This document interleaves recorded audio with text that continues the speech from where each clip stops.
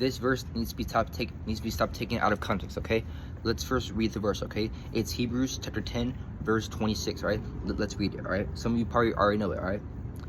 For if we sin willfully after receiving the knowledge of the truth, there remains no more sacrifice for sin, but a certain fearful looking of judgment and fearful indignation, which shall devour the adversary, okay?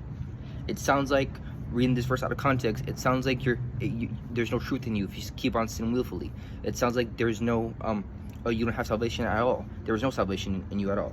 But, no, let's read the verse in context, okay? Let's read the first verse, all right? Let's read verse 1. For the law having the shadow of good things to come, and not the image of things that can never with those sacrifices which offered year by year, continuously making commerce thereunto perfect. Verse 1 is talking about the Old Testament sacrifices, okay? And the Hebrews, this book was to the Hebrews, okay? The Hebrews are Israelites, all right? It's talking about them going back to animal sacrifices, okay? It's talking about the first verse is talking about animal sacrifice in the Old Testament, okay? They would use animal sacrifices. They would sacrifice certain animals to be forgiven, all right? Now let's read verse 4. For it is not possible of the blood of bulls and goats to take away sin, all right?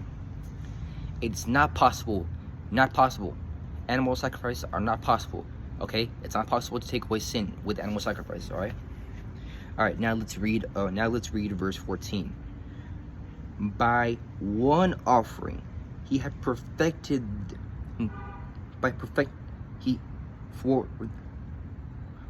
forever them that are sacrificed. It's talking about Jesus Christ, okay? Let's read verse 12. But this man after he had offered the one sacrifice forever, sat down at the right hand of God. Again, talking about Jesus Christ, okay? It's talking about Jesus Christ, all right? Now let's read let's read 26 and 27 again.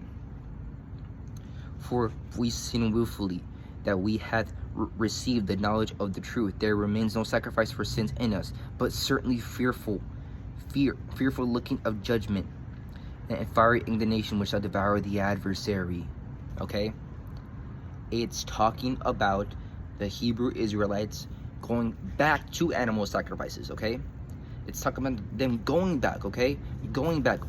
And it's also talking about, it's also not talking about hell. It's talking about God's correction, okay? If they went back to animal sacrifices, then God would receive punishment and judgment on them and correction on them, okay?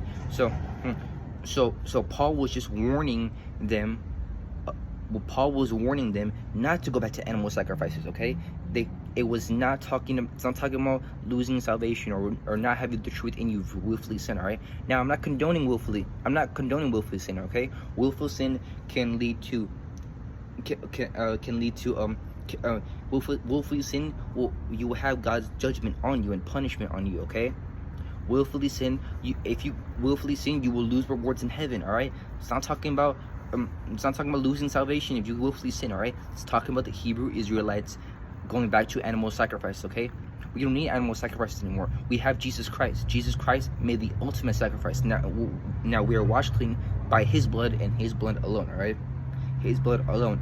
So stop taking this verse out of context, okay? It's not talking about losing salvation. It's not talking about not talking about not having the truth in you for willfully sin, all right? God bless you.